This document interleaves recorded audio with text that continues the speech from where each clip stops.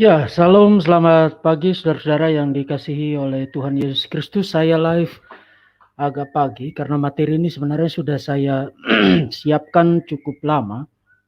Hanya memang mencari waktu yang baik untuk mempresentasikan materi ini pada akhir-akhir ini yang memang agak susah. Jadi saya sengaja sempatkan pagi ini live, dan bagi saudara-saudara yang belum sempat menontonnya sekarang, bisa menonton rekamannya nanti karena ini adalah satu materi yang sangat penting. Lanjutan dari seri pertama yang sudah saya sampaikan pada satu sesi kuliah ekstra melalui Keluarga Iman Rasuli, dan sejumlah teman meminta untuk membahas lanjutan dari seri tersebut mengingat isinya sangat penting untuk kita ketahui dan membangun kesadaran kritikal kita, kesadaran kritis kita akan teks perjanjian lama yang umumnya kita gunakan sebagai acuan hari ini dan di sini, termasuk juga di seluruh dunia, yaitu Masoretic Text. Nah, di dalam seri yang pertama saya sudah membuktikan, bagi saudara-saudara yang belum tonton, silakan untuk menonton seri tersebut. Di dalam seri yang pertama saya sudah membuktikan bahwa Mazmur 110 ayat 3 memuat sebuah lontaran mesianik profesi, nubuat mesianik yang sangat luar biasa menarik, berbicara tentang the eternal generation of the Son, kelahiran anak secara kekal. Karena teks itu sebenarnya paralel dengan Mazmur pasal 2 ayat yang ke-7, bicara tentang topik yang persis sama. Namun karena pembubuhan vokal di kemudian hari pada abad 9, abad ke-10 oleh para Masoret, para rabi Yahudi, membuat ayat itu, Mazmur 110 ayat 3, menjadi tidak masuk akal, even dibaca di dalam bahasa Ibrani-nya. Jadi ketika kita merekonstruksi kembali konsonantal teksnya dengan melihat paralelnya di dalam Mazmur pasal 2 ayat 7, mendadak saudara lihat bahwa doktrin kelahiran Yesus, kelahiran anak secara kekal, Yesus adalah anak Allah yang kekal secara ontologis, dan dengan demikian menolak dengan telak ajaran bidat Wanes Pentakostalisme yang menggunakan istilah anak kepada Yesus hanya semata-mata secara fungsional merujuk kepada kemanusiaannya. Mazmur 110 ayat 3 membuktikan bahwa perjanjian lama telah mengajarkan doktrin tersebut. Itu bukan doktrin yang baru muncul di dalam perjanjian baru, misalnya di dalam Yohanes pasal yang ke-5, tapi bahkan sudah ada di dalam perjanjian lama. Jadi saudara perlu tonton seri yang pertama untuk saudara membekali diri dengan pengetahuan-pengetahuan yang solid mengenai Yesus Kristus di dalam perjanjian lama.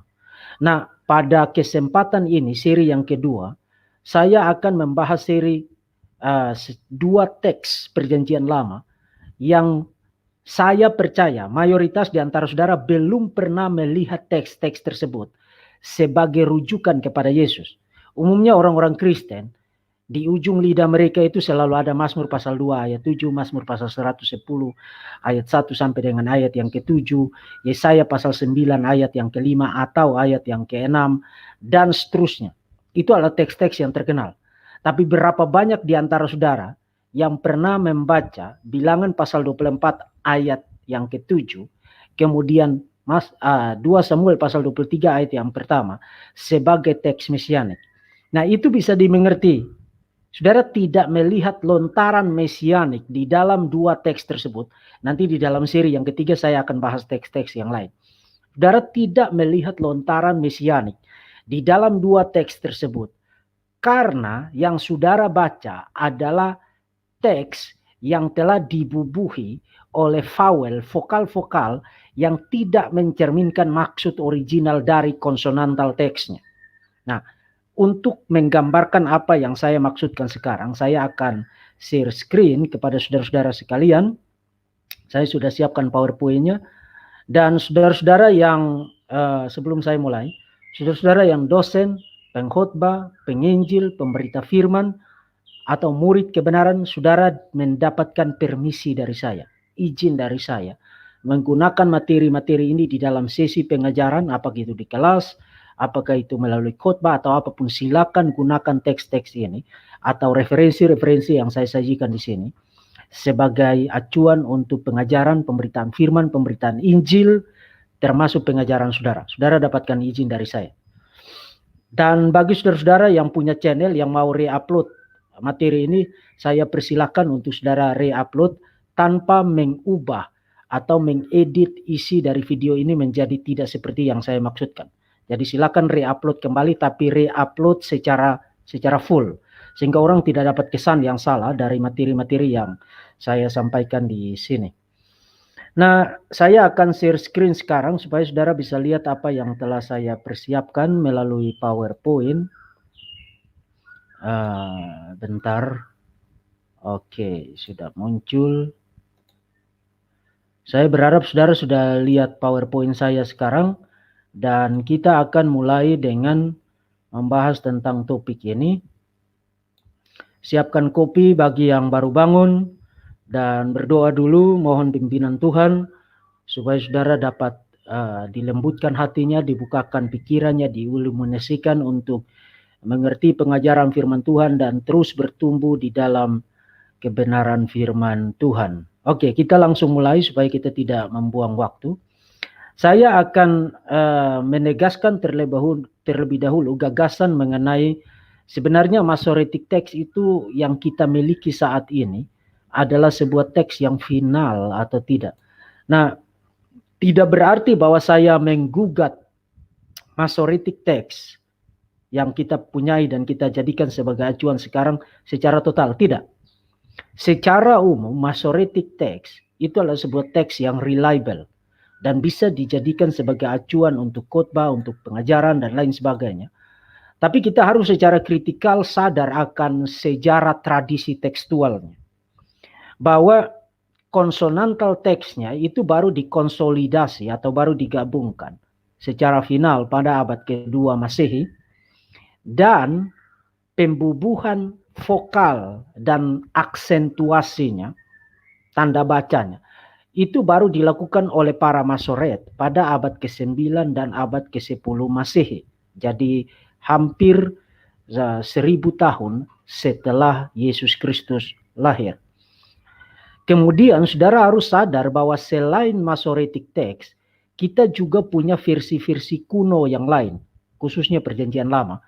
Misalnya Dead Sea Scrolls, termasuk juga Samaritan Pentateuch, termasuk juga Septuaginta, atau versi-versi Perjanjian Lama dalam bahasa Yunani yang lain, misalnya seperti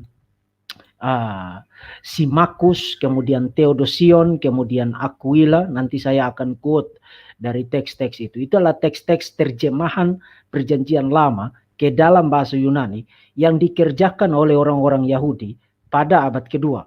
Jadi kita punya cukup banyak versi tekstual Perjanjian Lama yang kita bisa jadikan sebagai acuan untuk komparasi, perbandingan studi yang kritikal mengenai isi Perjanjian Lama. Dan hari ini saya akan buktikan, perlihatkan kepada saudara-saudara bahwa pandangan mengenai Masoretic Text yang tadi saya kemukakan itu bukan pandangan saya secara pribadi. Itu adalah semacam pandangan umum di kalangan para scholar, dan karena itu saya akan perlihatkan dua kutipan dari dua scholar Perjanjian Lama. John Sailhamer, dia seorang ahli Perjanjian Lama. Evangelicals, kaum Injili, dalam desire, kerinduan untuk menekankan akan inspirasi verbal mengenai teks Perjanjian Lama, harus berhati-hati untuk tidak mengidentifikasi original Hebrew text, teks original Ibraninya dengan Masoretic Text. Itu adalah John Sailhamer, itu profesor Perjanjian Lama. Dengan kata lain, saudara tidak boleh serta-merta menyamakan antara original Hebrew text, naskah Ibrani yang original, dengan Masoretic Text. Masoretic Text itu hanya salah satu versi berbahasa Ibrani, teks Perjanjian Lama berbahasa Ibrani yang kita punyai saat ini. Dan seperti yang tadi saya katakan, mostly, mayoritas itu reliable, yes. Bisa dijadikan sebagai acuan untuk eksegesis, untuk khotbah, untuk pengajaran? Yes. Tapi tidak di dalam setiap detailnya. Itu sebenarnya kekristenan tidak mengajarkan saudara untuk menerima secara buta versi manapun. Saudara harus tetap bersikap kritikal. Karena ingat, teks-teks itu punya sejarah di belakang. Dan sebagai orang-orang yang terpelajar, kita harus aware, sadar akan sejarah terbentuknya atau sejarah sehingga teks-teks itu bisa kita punyai seperti yang ada di tangan kita saat ini. Nah, itu adalah John Sailhamer. Kemudian ada seorang profesor perjanjian lama yang lain. Ini adalah seorang ahli kritik teks perjanjian lama, Emmanuel Toff. Semua yang studi perjanjian lama tahu tentang nama ini. Dia adalah salah satu leading critical text scholar, seorang sarjana critical text perjanjian lama. The Masoretic text, naskah perjanjian lama, Masoretic text, tidak merefleksikan the original text of the biblical books in many details. Jadi Masoretic text tidak merefleksikan atau tidak mewakili teks original dari kitab-kitab Alkitab, khususnya perjanjian lama, di dalam banyak detail. Nah, dia kemukakan ini dalam satu buku yang berjudul Textual Criticism of the Hebrew Bible. Textual Criticism of the Hebrew Bible. Artinya itu satu buku yang bicara tentang kritik tekstual akan perjanjian lama. Jadi saya berharap bahwa saudara tidak membuat satu aksioma dogmatis mengenai Masoretic text dengan menyamakannya sebagai teks atau naskah yang mewakili autograf, naskah asli. Tidak. Kita harus tetap melakukan studi kritikal, khususnya dari perspektif kritik tekstual, untuk menentukan apakah bagian itu adalah bagian yang reliable atau tidak. Karena kita punya versi-versi perjanjian lama yang lain, seperti yang tadi sudah saya sebutkan, yang bisa kita jadikan sebagai acuan studi perbandingan mengenai originalitas naskah perjanjian lama. Sebagai satu contoh saja, saya kasih satu contoh dari perjanjian lama yang menggambarkan apa yang saya maksudkan. Sebelum ke situ saya ingin kutip dari Michael Rydelnik, The Messianic Hope. Walaupun Masoretic text berupaya untuk mengidentifikasi maksud original dari naskah asli Alkitab, khususnya perjanjian lama, di dalam sebuah cara yang konsisten dan sering memang demikian, artinya sering berhasil untuk merefleksikan maksud original itu, tetapi Masoretic text juga mewakili di dalamnya, termaktub di dalamnya atau terintegrasi di dalamnya sebuah tradisi interpretif, sebuah tradisi penafsiran.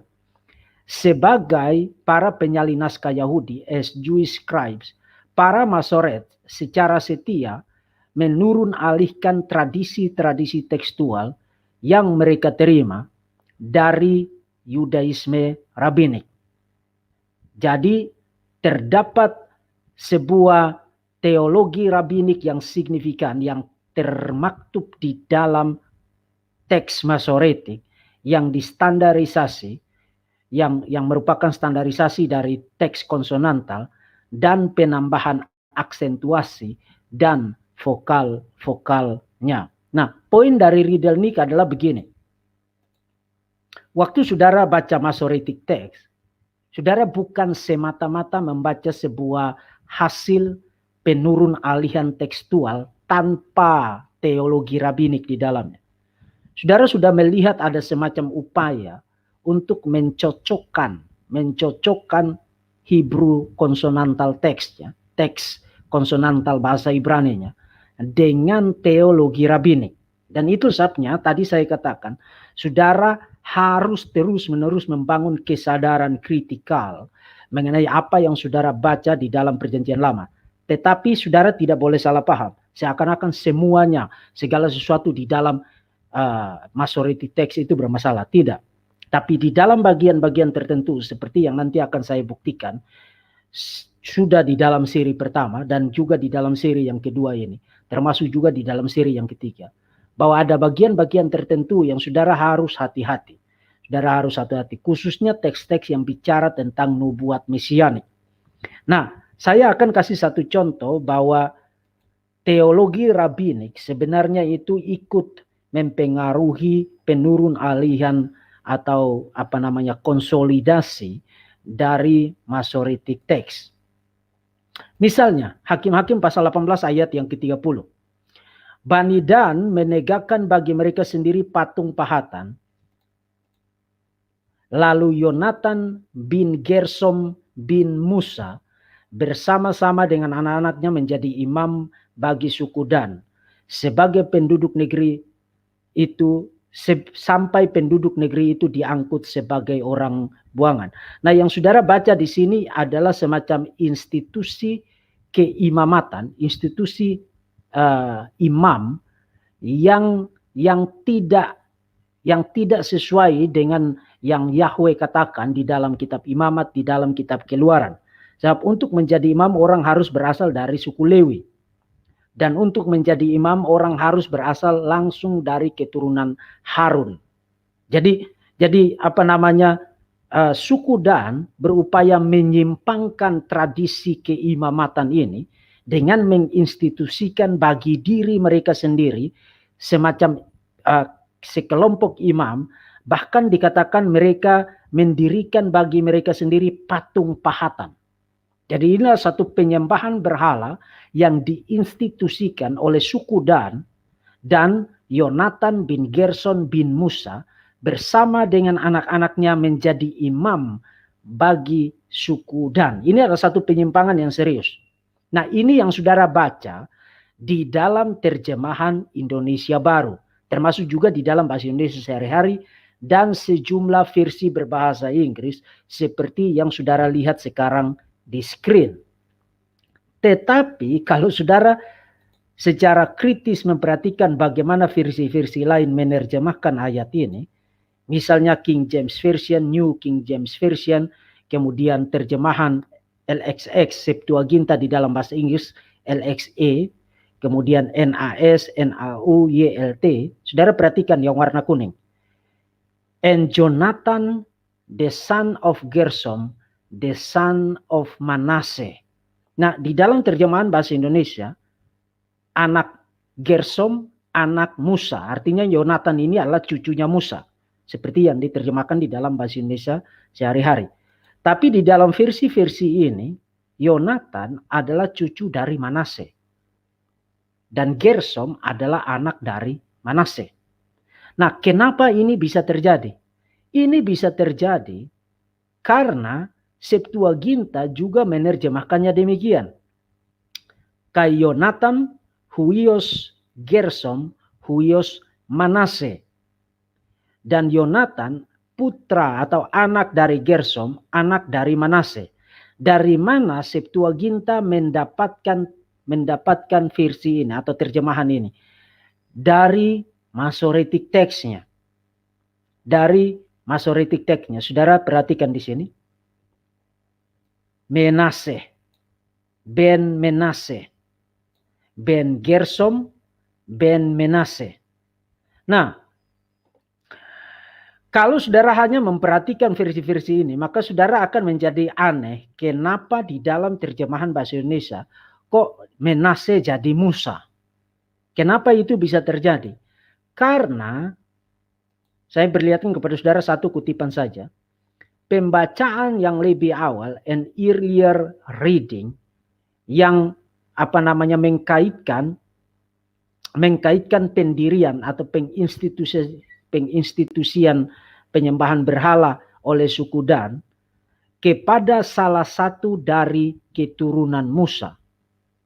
The addition, penambahan, kemudian bisa dimengerti sebagai sebuah perubahan yang dilakukan secara sengaja akan kontennya. Maksudnya begini, ketika para rabi Yahudi membubuhkan atau mengkonsolidasi teks perjanjian lama, lalu tiba pada Hakim-Hakim, pasal yang ke-18 ayat yang ke-30, Mereka merasa bahwa kok penyembahan berhala diinstitusikan oleh salah satu dari keturunan Musa. Mereka tidak ingin nama Musa dikaitkan dengan penyembahan berhala yang dilakukan oleh suku Dan. Itulah sebabnya mereka menambahkan konsonan nun. Konsonan nun pada konsonantal teksnya sehingga konsonantal teksnya menjadi Menase.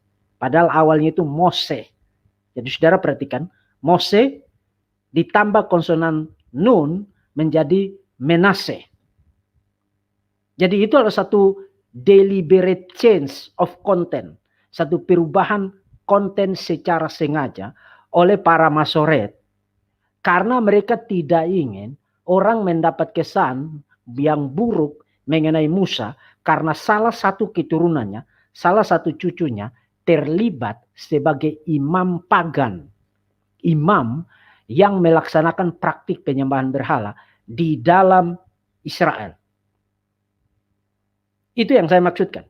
Jadi saudara perlu berhati-hati untuk membaca Masoretic text karena di dalam Masoretic text itu sendiri sudah tercermin bagaimana para rabi Yahudi mengutak-atik perjanjian lama untuk mereka cocokkan dengan teologi mereka. Itu salah satu contohnya. Nah, Hakim-Hakim pasal 18 ayat 30 yang tadi saya perlihatkan itu bukan teks mesianik. Tapi itu hanya dimaksudkan untuk memperlihatkan kepada saudara contoh bahwa naskah konsonantal termasuk naskah Masoretic text itu tidak seluruhnya mencerminkan autograf. Tidak seluruhnya mencerminkan naskah asli dari perjanjian lama. Salah satu contohnya adalah Hakim-Hakim pasal 18 ayat yang ke-30. Dan sekali lagi itu bukan pandangan pribadi saya. Itu adalah pandangan para scholar yang ahli dalam kritik tekstual perjanjian lama. Nah, sekarang mari kita lihat dua teks perjanjian lama. Yang kalau saudara baca di dalam bahasa Indonesia, termasuk juga baca di dalam terjemahan bahasa Inggrisnya. Termasuk kalau saudara baca di dalam Masoretic teksnya, teks berbahasa Ibrani-nya. Saudara tidak lihat nubuat mengenai Mesias di situ. Padahal sebenarnya teks itu memang merupakan nubuat mesianik dan itu bukan hanya bisa dibuktikan melalui rekonstruksi naskah, melalui perbandingan dengan versi-versi yang lain. Tetapi kita bisa buktikan itu berdasarkan konteks internal dari ayat-ayat ini. Mari kita lihat teks yang pertama, yaitu Bilangan. Bilangan pasal yang ke-24 ayat yang ke-7. Apakah saudara sudah lihat sekarang? Oh, belum. Bilangan pasal yang ke-24 ayat yang ke-7. Air mengalir dari timbanya dan benihnya mendapatkan air banyak-banyak. Rajanya akan naik tinggi, melebihi Agag. Saudara perhatikan yang warna kuning di sini. Melebihi Agag dan kerajaannya akan dimuliakan. Ini adalah apa yang saudara baca di dalam terjemahan bahasa Indonesia. Termasuk bahasa Indonesia sehari-hari dan semua terjemahan berbahasa Inggris. Semua terjemahan berbahasa Inggris menerjemahkan ayat ini demikian. Karena memang Masoretic teksnya menyatakan demikian. Membubuhkan nama Agag di situ. Itu yang saudara baca. Nah, Agag ini siapa? Agag ini adalah salah satu raja yang tidak dibunuh oleh Saul. Raja Amalek yang tidak dibunuh oleh Saul. Yang menyebabkan Saul ditolak. Lalu Saul memukul kala orang Amalek itu. Apakah saudara sudah lihat teksnya? Oke. Saul memukul kala orang Amalek itu mulai dari Hawila sampai ke Syur yang di sebelah timur Mesir. Lalu ayat 8, Agag, raja orang Amalek, ditangkapnya hidup-hidup, tetapi segenap rakyatnya ditumpasnya dengan mata pedang. Tetapi Saul dan rakyat itu menyelamatkan Agag dan kambing, domba, dan lembu-lembu yang terbaik dan tambun. Pula anak domba dan segala yang berharga, tidak mau mereka menumpas semuanya itu. Tetapi segala hewan yang tidak berharga dan yang buruk, itulah yang ditumpas mereka. Itu yang saudara baca di dalam 1 Samuel pasal 15 ayat 7 sampai dengan ayat 9. Nah, di dalam konteks itu, Kalau saudara baca mulai ayat 10 dan seterusnya, apa yang dilakukan oleh Saul menyelamatkan Agag, kambing, lembu, domba yang gemuk-gemuk, yang menarik. Apa yang dilakukan oleh Saul itulah yang membuat Tuhan menolak Saul sebagai raja. Jadi kalau saudara baca ayat 10, Tuhan berfirman kepada Samuel, aku menyesal telah memilih Saul menjadi raja Israel. Dan itulah sebabnya juga Samuel kemudian diperintahkan untuk mengurapi Daud sebagai raja Israel. Dengan demikian dalam konteks itu, kalau saudara perhatikan, mari kembali lagi kepada slide saya. Apa yang dikatakan di dalam Bilangan pasal 24 ayat 7, itu bicara tentang siapa? Bicara tentang Daud. Rajanya akan naik tinggi, melebihi Agag, dan kerajaannya akan dimuliakan. Jadi kalau saudara mengikuti Masoretic Text, termasuk juga mengikuti terjemahan bahasa Indonesia sehari-hari, dan semua terjemahan berbahasa Inggris, memang saudara tidak melihat nubuat mesianik di situ. Karena sepertinya teks itu bicara tentang Daud. Bicara tentang Daud yang menjadi raja pas dalam kaitan dengan Agag, setelah Agag, dan kerajaannya dimuliakan. Jadi apanya yang bicara tentang nubuat mesianik di situ? Saudara tidak lihat apapun di situ mengenai nubuat mesianik. Tetapi, mari perhatikan lagi slide saya. Kalau saudara perhatikan perhatikan Septuaginta, saudara akan dapat sesuatu yang menarik di sini. Septuaginta, kemudian Samaritan Pentateuch, kemudian Aquila. Aquila ini terjemahan Perjanjian Lama ke dalam bahasa Yunani yang berupaya merevisi atau menggantikan LXX pada abad kedua Masehi. Kemudian Simakus, juga terjemahan Perjanjian Lama dalam bahasa Yunani. Kemudian Theodosion, juga terjemahan Perjanjian Lama dalam bahasa Yunani. Ini semua dikerjakan oleh orang-orang Yahudi, bukan orang-orang Kristen. Kalau saudara baca yang saya kasih warna kuning di situ, yang saudara temukan bukan Agag, tapi Gog. Gog Basilea Auto. Jadi yang saudara temukan di situ, itu bukan Agag, ini yang ada di sini. Gog. Bukan Agag, tapi Gog. Jadi Agag dan Gog itu dua raja, dua raja yang berbeda loh. Agag itu adalah raja yang dibicarakan di dalam 1 Samuel pasal 15 yang tidak dibunuh oleh Saul atau yang diselamatkan oleh Saul. Tapi Gog ini siapa? Gog, mari perhatikan lagi slide saya. Gog, kalau saudara baca di dalam Yehezkiel pasal 38 ayat 2 dan 3. Hai anak manusia, tunjukkanlah mukamu kepada Gog di tanah Magog, yaitu Raja Agung negeri Mesek dan Tubal, dan bernubuatlah melawan dia, dan katakanlah, beginilah firman Tuhan Allah, lihat, aku akan menjadi lawanmu, hai Gog Raja Agung negeri Mesek dan Tubal. Nah, apa yang dikatakan di dalam Yehezkiel pasal 38 ayat 2 dan 3 di sini? Gog di dalam nubuat Yehezkiel adalah raja di masa depan, nama raja di masa depan yang akan menjadi lawan dari Mesias. Saudara akan temukan itu di dalam kitab Wahyu. Di dalam kitab Wahyu. Jadi Gog adalah nama raja di masa depan yang akan menjadi lawan dari Mesias dan keturunannya atau dan komunitas Mesias. Itu di dalam Yehezkiel pasal 38. Dengan kata lain, kalau saudara baca Septuaginta, yang saudara temukan adalah seorang raja yang dijanjikan, raja mesianik yang dijanjikan, yang akan menjadi lawan dari seorang raja jahat eskatologis yang lain, bernama Gog.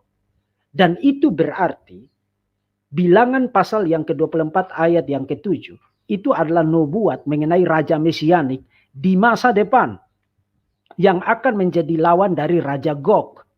Tidak bicara tentang Agag yang dibicarakan di dalam 1 Samuel pasal yang ke-15. Dan memang kalau saudara baca tafsiran kitab Bilangan, mayoritas menghubungkan Bilangan pasal 24 ayat yang ke-7 bukan dengan Mesias, tapi dengan Daud. Jelas mereka hubungkan dengan Daud karena yang mereka baca dan yang mereka jadikan acuan adalah Masoretic Text kemudian terjemahan berbahasa Inggris. Dan kalau saudara seorang Indonesia, saudara jadikan acuan Indonesia terjemahan baru dan bahasa Indonesia sehari-hari. Tapi kalau saudara bandingkan dengan Septuaginta, dengan Aquila, dengan Symmachus, dengan Theodosion, versi-versi perjanjian lama yang sama kunonya, saudara temukan referensinya, rujukannya itu bukan Agag, tapi Gog. Dan kalau referensinya adalah Gog, maka Bilangan pasal 24 ayat yang ke-7 itu tidak bicara tentang Daud, tapi bicara tentang raja mesianik di masa depan. Nah, itu argumen dari segi perbandingan naskah-naskah kuno. Pertanyaannya sekarang, apakah konteksnya mendukung bahwa Bilangan pasal 24 ayat yang ke-7 sebenarnya bicara tentang Mesias di masa depan? Yes, mari kita perhatikan lagi slide saya. Kalau saudara perhatikan konteksnya, Bilangan pasal 24 itu adalah nubuat Bileam. Di ayat yang ke-14, Bilangan pasal 24 bicara tentang in the end of the days atau in later days, di kemudian hari. Nah, ini adalah satu istilah teknis di dalam perjanjian lama. Semua kemunculannya itu selalu merujuk kepada era mesianik atau pada masa ketika Mesias datang. In later days atau in the end of the days, atau bicara tentang eskatologi, hari-hari terakhir. Jadi konteksnya sendiri bicara tentang eskatologi. Kemudian bukan hanya itu. Kalau saudara baca Bilangan pasal 24 ayat 9, ini masih bicara tentang konteks internalnya. Bicara tentang ia, raja yang dibicarakan di situ. Ia meniarap dan merebahkan diri sebagai singa jantan dan sebagai singa betina. Siapakah yang berani membangunkannya? Diberkatilah orang yang memberkati engkau dan terkutuklah orang yang mengutuk engkau. Itu Bilangan 24 ayat yang ke-9. Bilangan 24 ayat 9 adalah sebuah alusi intertekstual kepada Kejadian pasal 49 ayat 9-10 yang bicara tentang nubuat mengenai keturunan Yehuda yang akan menjadi seorang raja mesianik. Yehuda adalah seperti anak singa. Saudara perhatikan, ia meniarap merebahkan diri sebagai anak singa. Setelah menerkam, engkau naik ke suatu tempat yang tinggi, hai anakku. Ia meniarap dan berbaring. Jadi vocabulary yang paralel dengan Bilangan pasal 24 ayat 9. Ia meniarap dan berbaring seperti singa jantan dan seperti singa betina. Siapakah yang berani membangunkannya? Saudara perhatikan di Bilangan pasal 24 ayat 9. Ia meniarap dan merebahkan diri sebagai singa jantan dan sebagai singa betina. Siapakah yang berani membangunkannya? Lalu saudara perhatikan ayat 10. Kejadian pasal 49. Itu bicara tentang siapa? Tongkat kerajaan tidak akan beranjak dari Yehuda, ataupun lambang pemerintahan dari antara kakinya, sampai dia datang yang berhak atasnya, maka kepadanya akan takluk bangsa-bangsa. Jadi di dalam konteksnya, Bilangan pasal 24, ayat yang ke-9, ayat yang ke-14, yang mengelilingi 24 ayat yang ke-7, Bilangan pasal 24 dan 7. Di dalam konteksnya, sekeliling konteks internalnya, itu bicara tentang Mesias. Bileam menubuatkan mengenai in later days atau in the end of the days, pada hari eskatologis. Kemudian di ayat yang ke-14, di ayat yang ke-14, dia membuat alusi intertekstual, jelas sekali, paralel verbalnya sangat kuat. Alusi intertekstual kepada Kejadian pasal 49 ayat yang ke-9 ayat 10 yang jelas bicara tentang raja mesianik dari keturunan Yehuda yang akan datang, yang tongkat kerajaan itu tidak akan beranjak dari dia. Tapi bukan hanya itu. Mari kita perhatikan satu argumen lagi dari konteksnya. Tadi saya katakan bahwa Raja Gog itu dirujuk di dalam Yehezkiel pasal yang ke-38. Kalau saudara perhatikan Yehezkiel pasal 38 ayat 16-17 masih bicara tentang Gog. Engkau bangkit melawan umatku Israel seperti awan yang menutup seluruh bumi. Pada hari yang kemudian akan terjadi hal itu dan aku akan membawa engkau melawan tanahku. Jadi ini bicara tentang satu perseteruan yang akan terjadi pada era eskatologi ketika Mesias datang. Supaya bangsa-bangsa mengenal aku dan pada saat aku menunjukkan kekudusanku kepadamu di hadapan mereka. Hai Gog. Jadi bicara tentang Gog. Kemudian ayat 17. Beginilah firman Tuhan Allah. Engkaulah itu tentang siapa aku sudah berfirman pada hari-hari dahulu kala dengan perantaraan hamba-hambaku, yaitu nabi-nabi Israel yang bertahun-tahun bernubuat pada waktu itu, maka aku akan membawa engkau melawan umatku. Nah, di sini Yahweh mengatakan mengenai Gog, dia sudah bicara tentang Gog melalui nabi-nabi Israel sebelum Yehezkiel hidup dan melayani sebagai nabi. Nah, pertanyaannya adalah kapan dan di mana nabi-nabi Israel bicara tentang Gog? Saudara tidak temukan referen itu sebelum Yehezkiel kecuali di dalam Bilangan pasal 24 ayat yang ke-7. Dengan kata lain, dari segi konteks internalnya dan dari segi relasi intratekstualnya, baik itu dengan Kejadian pasal 49 ayat 9 dan 10 maupun Yehezkiel pasal yang 38 mengharuskan kesimpulan bahwa Bilangan pasal 24 yang ayat yang ke-7 itu bukan dibaca sebagai rujukan kepada Daud, bukan rujukan kepada Daud. Mari kita lihat lagi. Bukan rujukan kepada Daud, tapi rujukan kepada Mesias.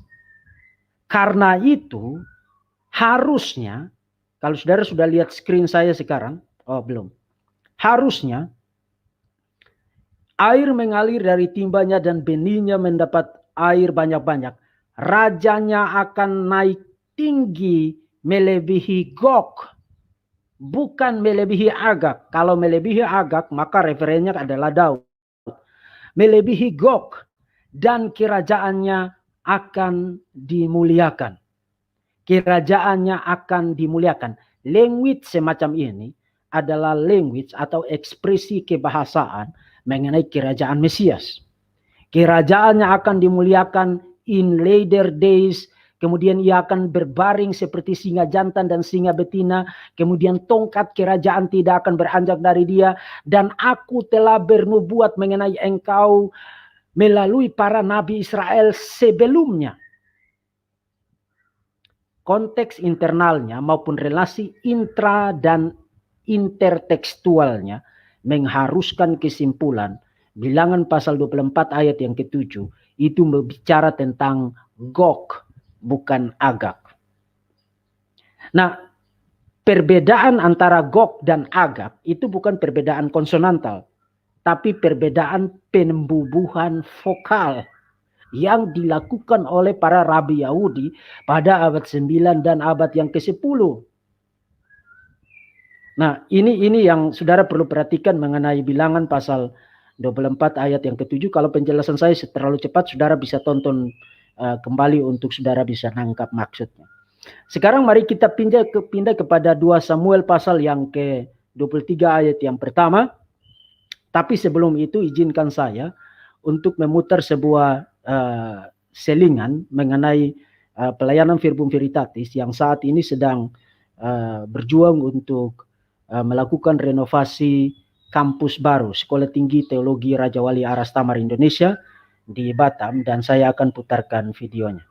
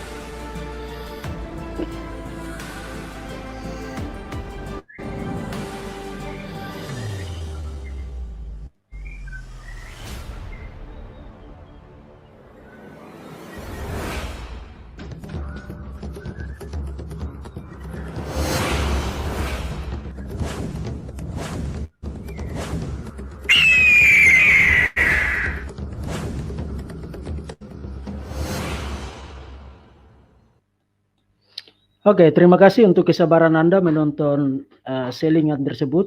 Sebelum saya lanjutkan, bagi saudara-saudara yang di daerah punya kenalan saudara yang rindu untuk belajar teologi secara ketat, dengan disiplin, dengan tuntutan akademik yang serius, dan dipersiapkan untuk menjadi hamba Tuhan yang qualified, yang excellent, yang tangguh di masa depan untuk memberitakan firman Tuhan, memberitakan Injil, kirimkan kepada saya ke Batam, Sekolah Tinggi Teologi Raja Wali Aras Thamar Indonesia. Saya akan didik mereka menjadi hamba-hamba Tuhan yang tangguh, yang excellent, yang qualified, dan membanjiri Indonesia dengan para pemberita firman yang gagah berani. Kirimkan kepada saya sebanyak-banyaknya. Jangan khawatir kalau saudara tidak mampu untuk membayar. Kita akan berdoa supaya Tuhan menyediakan dan kita akan beasiswai para mahasiswa tersebut. Dan bagi saudara-saudara yang menonton rekaman ini, saudara diberkati, saudara punya kemampuan finansial, kami mengundang saudara untuk ikut ambil bagian, terlibat, bergandengan tangan bersama dengan Verbum Veritatis untuk menyelesaikan renovasi kampus Sekolah Tinggi Teologi Raja Wali Aras Thamar Indonesia seperti yang tadi saudara sudah lihat di screen. Oke, sekarang mari kita lanjutkan dengan materi ini. Satu teks lagi sebelum saya akhiri. Kita akan lihat 2 Samuel. 2 Samuel pasal yang ke-23 ayat yang pertama. Saudara sudah lihat sekarang di screen. Inilah perkataan Daud yang terakhir, tutur kata Daud bin Isai, dan tutur kata orang yang diangkat tinggi. Orang yang diurapi Allah Yakub, pemazmur yang disenangi di Israel. Nah, saya sengaja memisahkan klausa-klausanya menjadi 5 klausa. Karena kalau saudara baca di dalam terjemahan bahasa Indonesia, yang saudara lihat di sini adalah semacam 5 paralel melalui 5 klausa yang berbeda, padahal paralel yang sama bicara tentang Daud. Jadi inilah perkataan Daud yang terakhir, tutur kata Daud bin Isai itu paralel, dan tutur kata orang yang diangkat tinggi paralel dengan Daud, orang yang diurapi Allah Yakub, pemazmur yang disenangi. Dengan kata lain, tutur kata Daud, tutur kata orang yang diangkat tinggi, orang yang diurapi Allah Yakub, pemazmur yang disenangi di Israel, itu semua bicara tentang Daud. Itu yang saudara baca di dalam terjemahan bahasa Indonesia, termasuk juga yang saudara baca di dalam Masoretic Text atau di dalam naskah berbahasa Ibrani-nya. Tetapi kalau saudara perhatikan beberapa versi terjemahan yang lain, saudara akan lihat sesuatu yang berbeda. Ini adalah versi berbahasa Inggrisnya, seperti terjemahan bahasa Indonesia bahasa Indonesia tadi. These are the last words of David. Ini adalah perkataan terakhir dari Daud, the oracle of David son of Jesse. Jadi perkataan Daud anak Isai, the oracle of the man exalted by the Most High. Saudara perhatikan, the Most High, the man anointed by the God of Jacob, Israel singers of songs. Jadi itu terjemahan yang kurang lebih sama seperti terjemahan bahasa Indonesia yang tadi sudah saudara lihat. Nah, sekarang mari saudara perhatikan versi LXX, lalu saudara bandingkan dengan Masoretic Text-nya yang di bawah. Apakah saudara sudah lihat sekarang? Kalau saudara perhatikan Masoretic Text-nya, saudara akan ketemu sesuatu yang menarik di situ. Saudara ketemu ada preposisi epi Kriston tu Yakob.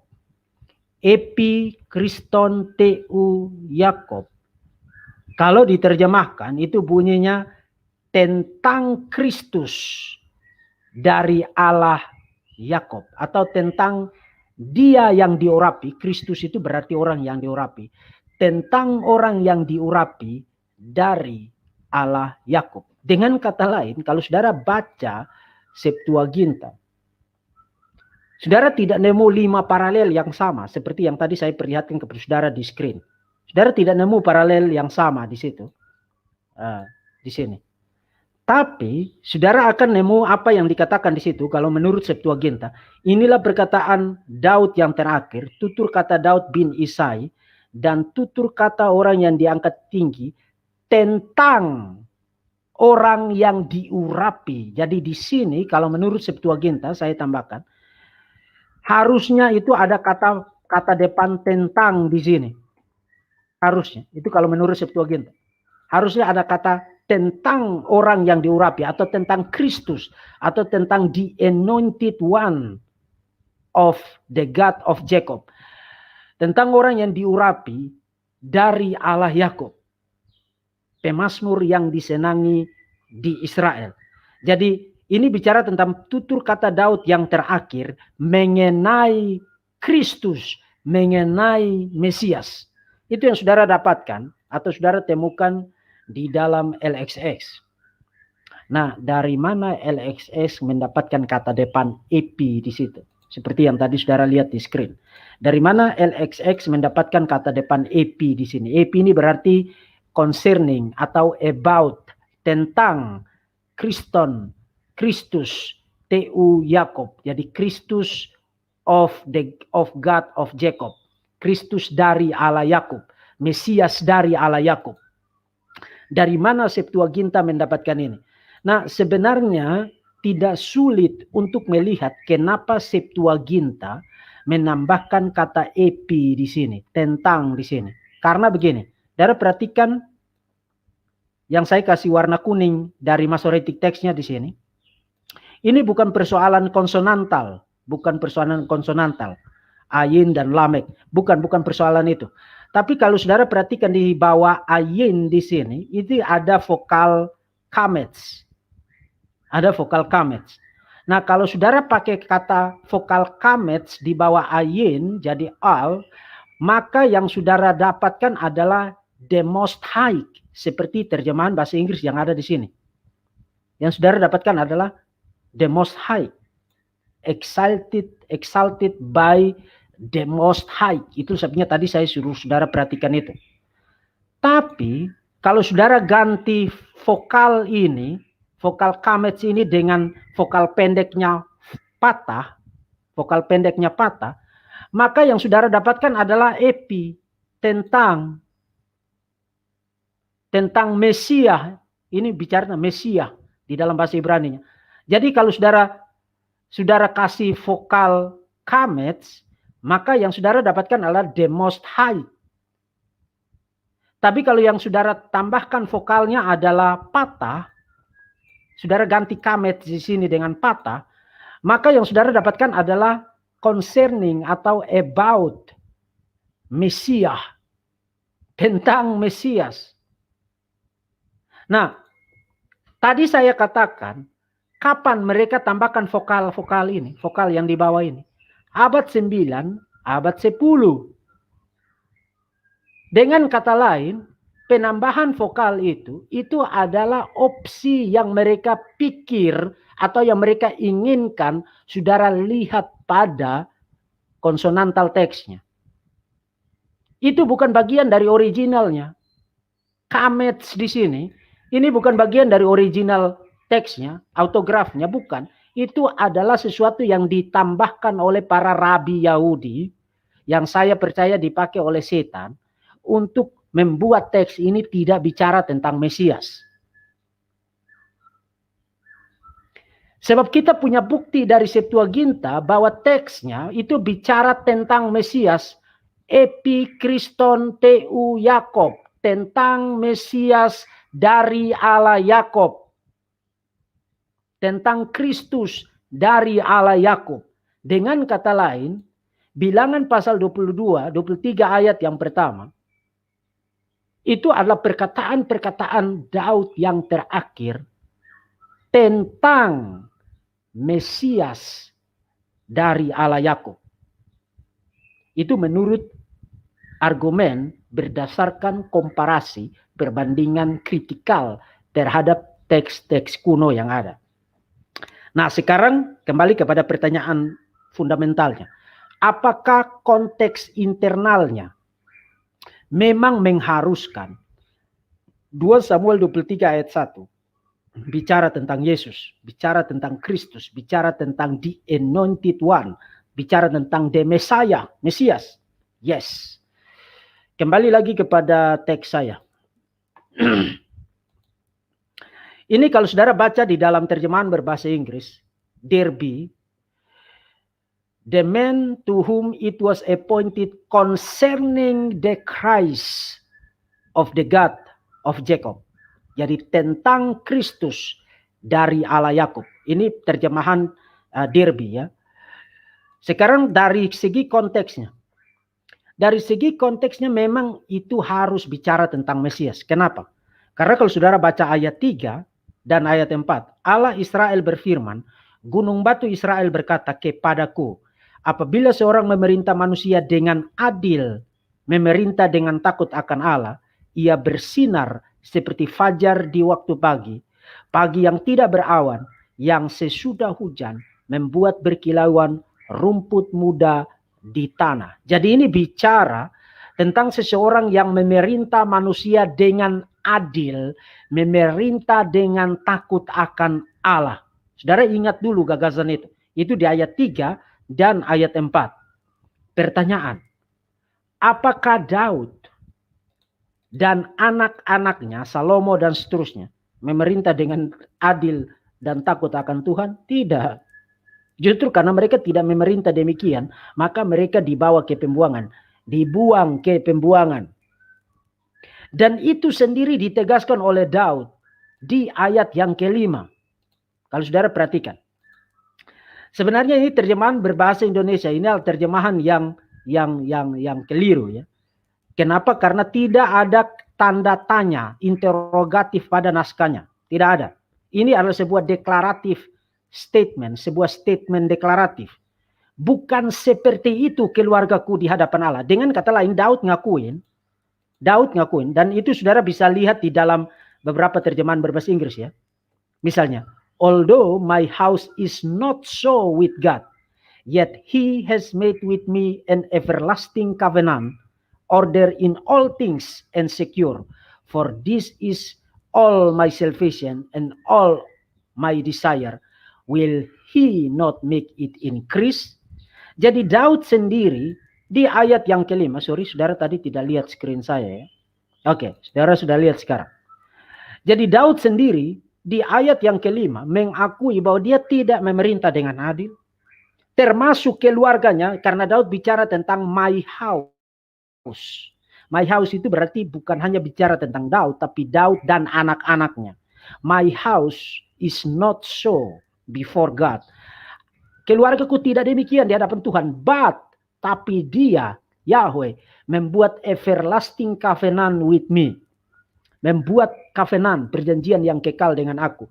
Dengan kata lain, orang yang memerintah dengan adil, di ayat yang kedua dan ayat ketiga dan ayat yang keempat, itu bukan merupakan bagian dari bagian keturunan biologis secara langsung dari Daud. Daud ngakuin dia dan anak-anaknya tidak demikian. Tapi the Messiah, Mesias yang dibicarakan di ayat yang pertama akan memerintah demikian. Itulah yang dimaksudkan di dalam konteksnya. Termasuk kalau saudara perhatikan sebelum 2 Samuel pasal 23 ayat yang pertama, 22 ayat 51, 2 Samuel 22 ayat 51 dikatakan, ia mengaruniakan keselamatan yang besar kepada raja yang diangkatnya dan menunjukkan kasih setia kepada orang yang diurapinya, kepada Daud dan anak cucunya untuk selama-lamanya. Jadi ayat pasal 22 ayat yang ke-51 bicara tentang keselamatan, bicara tentang orang yang diurapi yang berasal dari anak cucu Daud. Anak cucu Daud. Dan untuk mengakhiri ini dan menegaskan poin ini, saya akan memperlihatkan kepada saudara satu kutipan dari Sailhammer yang tadi saya sudah kutip. The effect of difference in length of the vowel. Jadi perbedaan penggunaan vokal panjang dan pendek, kamets dan patah, yang berkaitan dengan the anointed one atau Mesias di dalam majority text merujuk kepada Daud. Jadi kalau menggunakan kamets seperti yang tadi saudara lihat di majority text tadi, kalau menggunakan vokal kamets maka itu bicara tentang Daud.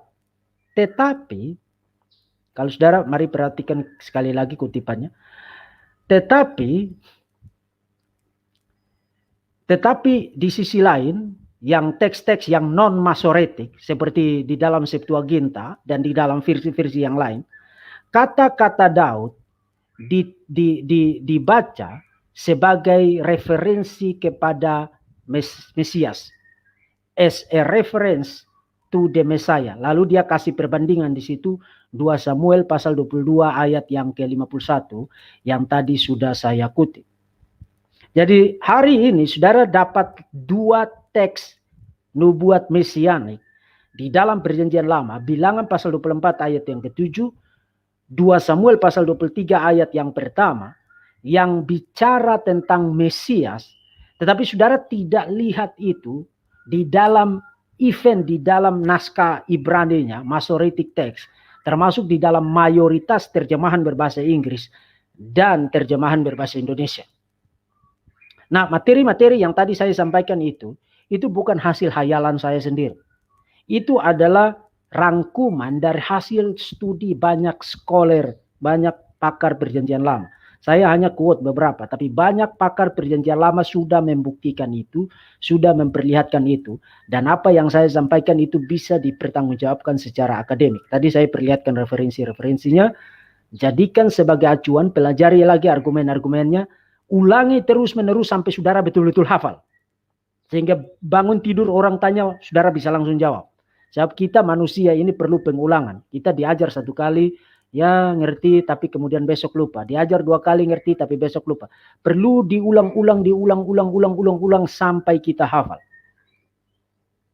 Jadi pelajari argumen-argumennya, gunakan di dalam kesaksian, di dalam pengajaran, termasuk di dalam khotbah-khotbah saudara. Mungkin nanti hari Minggu saudara khotbah dari Bilangan pasal 24.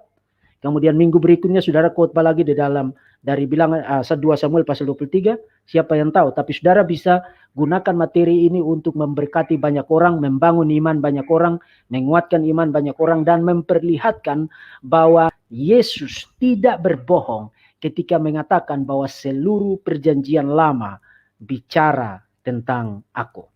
Nah, saya sampai di sini saudara-saudara yang dikasihi oleh Tuhan Yesus Kristus. Kiranya materi ini memberkati saudara-saudara sekalian, dan doakan supaya saya masih bisa mengambil waktu lagi untuk melanjutkan sejumlah seri yang sudah saya bahas dulu. Saya belum sempat lanjutkan seri tentang Malak Yahweh, kemudian seri tentang Biblical Theology of Leviticus akan saya lanjutkan, dan termasuk seri ini pun masih ada 1 atau 2 seri lagi yang perlu saya lanjutkan, dan sejumlah teks perjanjian lama di dalam seri ini akan saya perlihatkan kepada saudara bahwa kalau saudara baca di dalam bahasa Ibrani-nya, Masoretic text, baca di dalam terjemahan berbahasa Inggrisnya, baca di dalam terjemahan bahasa Indonesia, saudara tidak lihat nubuat mesianik di situ. Tapi begitu saudara lakukan studi kritikal, melakukan perbandingan naskah dengan versi-versi kuno yang lain, saudara akan lihat bahwa teks-teks itu bicara tentang Mesias, bicara tentang Tuhan Yesus Kristus. Kiranya ini menjadi berkat bagi saudara-saudara sekalian, dan doa saya bagi saudara-saudara sekalian terus bertumbuh di dalam Tuhan, mencintai Tuhan, diberkati oleh Tuhan apa yang saudara kerjakan.